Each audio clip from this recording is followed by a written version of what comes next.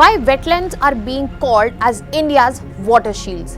Why still India is losing on them? And what India needs to do to protect these water shields? And what India needs to do to make sure that this public good is conserved at any costs?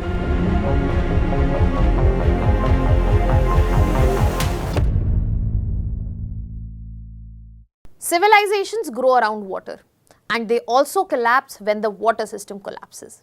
Hello everyone, welcome to Vajram and Ravi's Flash News. My name is Shubhangi Singh, and in today's session, we will be talking about such important water systems which are known as wetlands, which need to be protected, but unfortunately in today's world they are treated as wastelands.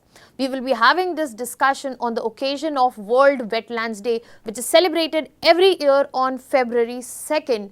And this year, if you look at, it has been celebrated across India, be it as a reminder that how it has helped in the survival of endangered animals, be it in the Hokersar wetland, the celebration that took place, be it across Tamil Nadu in Adyar estuary, or be it through the awarding of Ramsar certification. That means Bihar has 3 more Ramsar sites with Gokul Reservoir, Udaipur Lake and Gogabil, taking the mark of India to 98 Ramsar sites. Can you tell me in the comment section that how many wetlands, Ramsar wetlands, are present in Bihar now? And on this very note, this clearly shows that how important wetlands are in shaping up the thoughts, the processes, the systems around conservation, because they are the primary systems and they are the ones which should be treated as a national public good. Because if we don't do that, then actually we might be seeing real-time shift where the wetlands which have been treated as wastelands for the longest time, and the whole focus has been only on projects to programs and beautification, not on ecological functionality that will grow more and more. And that is why we need to remember that that is why we need this World's Wetland Day as a reminder that how important our wetlands are, what do they do for us, and how we need to protect them. So when this World's Wetland Day was celebrated, a very important theme was given out for this very celebration, that is wetlands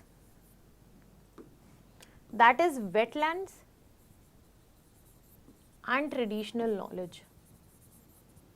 This is not just a theme, but rather this is a key important way in which wetlands can be protected in the coming times. So when we are talking about what exactly are wetlands, you can understand wetlands as a simple ecosystem, but it is one of the most productive ones. So when we are talking about wetlands, you have to understand that they function just like another ecosystem, but at the same time you have to understand them in terms of feature. In terms of feature, wetland is such an ecosystem where water is a dominant ecological factor.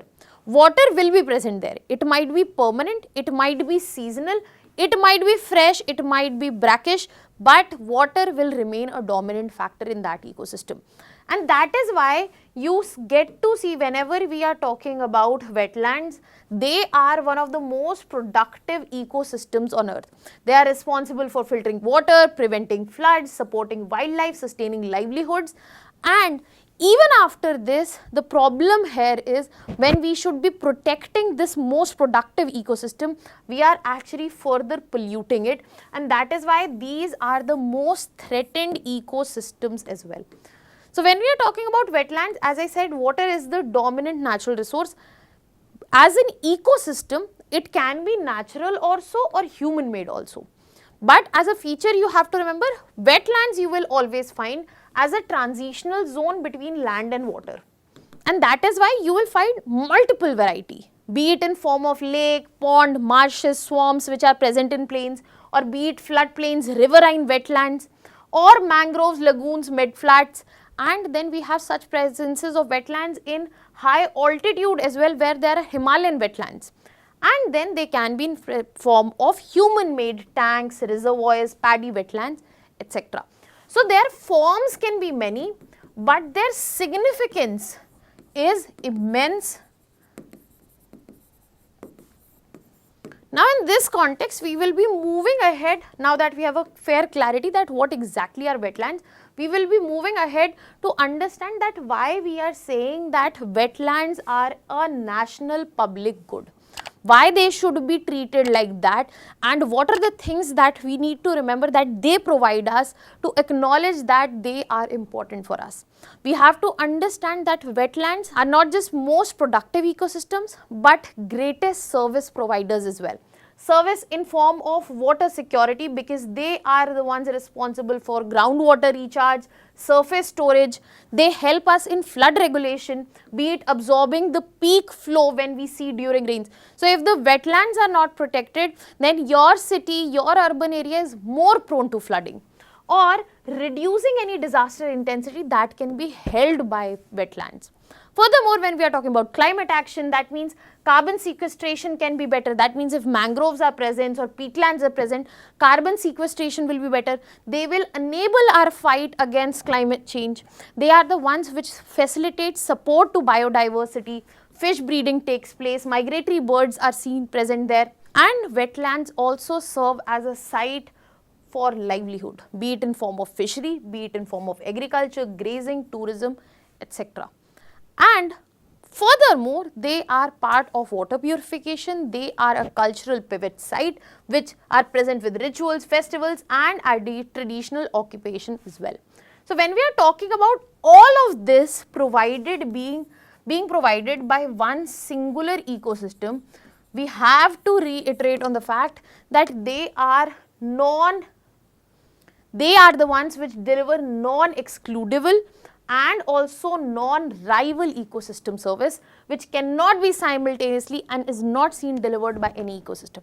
So if we are losing on any of this, it is not just an ecological loss, it is rather a loss for the society as well. And this is going to impact not just the local people around it, but the society at large at once. And that is why we need to pivot towards their significance and at the same time towards their conservation.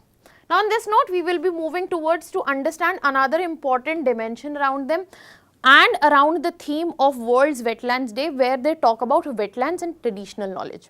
Why they are talking about traditional knowledge, what role it can play in conservation. So when we are talking about traditional knowledge, we have to understand the fact that wetlands historically have been always managed by community commons. That means the local communities which are present around the wetlands, they have managed its conservation.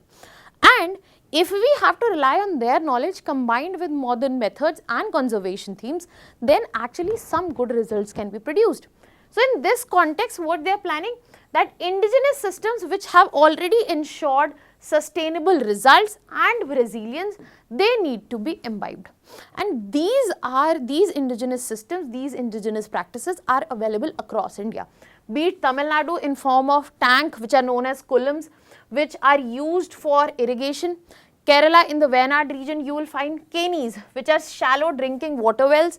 Andhra Pradesh, which are traditional fishing wetlands. If you look towards Northeast India, you will find wetland agricultural fishery integration.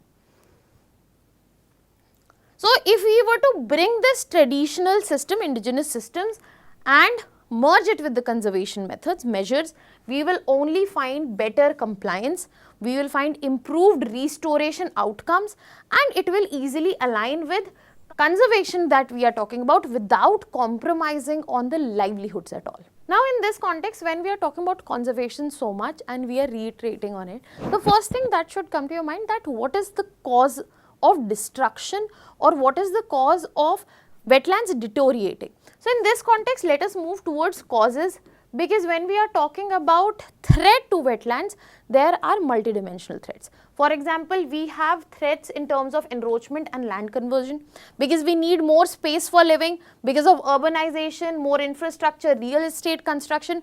We are seeing that 40% wetlands, we have lost them in last 30 years. Similarly, Pollution is another reason that wetland remains threatened. For example, sewage pipelines are directly draining into the wetlands. Industrial effluents are directly being drained in wetlands. Agricultural runoff of chemical pesticides and fertilizers again going to the wetlands, not only creating problems like eutrophication but also hampering the productivity of these ecosystems. Other than that, there are other factors such as hydrological disruption. When we are making dams, we are making embankments, we are doing sand mining, we are blocking the feeder channels to the wetland, and we are also bringing in groundwater overuse. That means we are not harming one system at a time but multiple systems at one time. And furthermore, the condition is getting worse with climate change being involved. So when we talk about sea level rise, it plays with the pH level of the brackish wetlands. Cyclones, extreme rainfall, they deteriorate or harm the systems directly. And above all, when all these needs to be reversed, all this needs to be addressed, there is a huge governance deficit in this scenario as well, where we get to see that there is poor capacity of state wetland authorities, there is limited work in terms of governance, and if at all there is any work, there is weak enforcement and also monitoring. Now, why I am saying this, that there is a governance deficit? Because when we talk about wetland conservation, we do have a proper framework in place. For example, Wetland Conservation and Management Rules of 2017, which talks about identification and notification of wetlands, which talks about no encroachment, waste dumping or untreated discharge, and how state wetland authorities are responsible. But even after this, the results are pretty much negligible.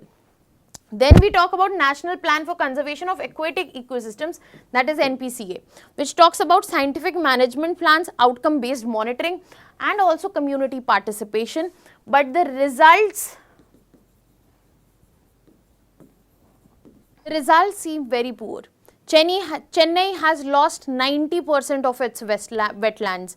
Hyderabad has lost 55% of its wetlands. Vadodara has lost more than 30% of its wetlands, showing that when we are talking about urbanization and conservation, there is a huge trade-off where we are not looking towards ecological conservation at all and focusing on our non-sustainable, unsustainable development, unsustainable future when it comes to these wetlands which can be protected, but we are treating them and the system is treating them like wastelands in this context. And not just a national framework, we have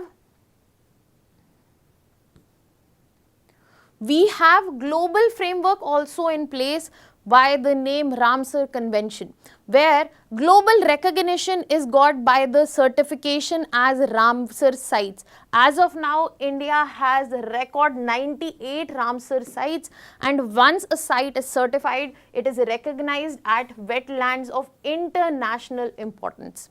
Can you tell me in the comment section that in which state? Can you tell me in the comment section which state you are from and how many Ramsar sites are present there as of now with their names?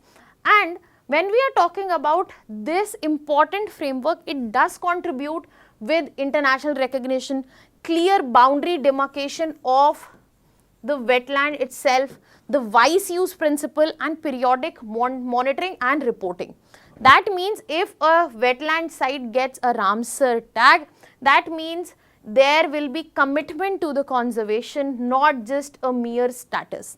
And if there is any deterioration at all, then it will be internationally put in the Montrex record as well. So once you get here, you can easily be here. So once you are getting global recognition, you will be globally responsible for making sure that your Ramsar sites are not part of deteriorating sites in the Montrex record. Can you tell me in the comment section which sites as of now, Indian Ramsar sites, are present in Montrex record? When we are talking about framework, it is very important for us also to look into special problems that have been created and which require special focus. For example, when we are talking about urban and coastal wetlands. They have been recently highlighted as the most deteriorating wetlands, because when we talk about urban wetlands, which actually act as flood buffers and also groundwater recharge zones, in cities they are treated as dumping sites and a vacant land for real estate. That means they are not recognized, wetlands are not recognized for what they are contributing, rather they are treated as waste, extra land which can be used as they want. That shows lack of sustainable planning. When we are talking about coastal wetlands, be it mangroves which help in reducing the effects of cyclone, tsunami impacts, these are the ones which support the livelihoods in the coastal regions such as fisheries. We get to see these are the regions which have double pressure from the land's end as well and from the sea's end as well. From land end, construction of ports, pressure of tourism and aquaculture, and from the sea side, changes in the sea level, increase and changes in pH and effect on the biodiversity as well. So these are the two major pain points which have emerged in recent times in terms of wetland conservation, which need to be highlighted. Tell me in the comment section what needs to be done as a way forward in this context to ensure that wetlands are truly treated by people and the governance as a national public good. Now on this note, we will be moving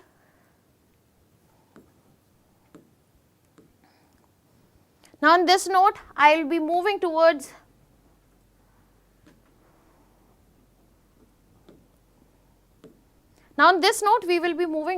understanding that what can be done. We need to look from the perspective and lens of governance and also policy, where we need to focus more on notification and demarcation, so that the public is also aware that this is a wetland. There should be public maps, there should be grievance redressal, public can go and talk about that, okay, this wetland is having a problem. Community ground truthing, so that they know what is the importance of this ecosystem. Then focusing on wastewater treatment. That means wetlands should not be treated as wastelands. If the sewage entry is being facilitated in the wetland, then that needs to be treated, that needs to be addressed in terms of policy changes and how this infrastructure can be built. Then catchment based management. That means whatever is the hydrological connectivity, whatever are the feeder channels to the wetland, you will not be able to conserve that if those feeder channels are not present. So we have to restore and work on that. And then we have to go to nature based disaster risk reduction. We have to invest in wetlands just like we are investing in infrastructure, because they are the ones which are protecting us in ways that we do not recognize on daily basis. And most importantly, capacity building, be it of the governance bodies, be it of the wetland managers, be it in terms of the funding that is being done, and link the funding to performance so that everybody there gets result. There should be transparency, there should be accountability, and there should be results as well. Now on this note, I will be leaving you with the prelims practice question. You can put down your answers in the comment section. That was all from my end. Thank you so much.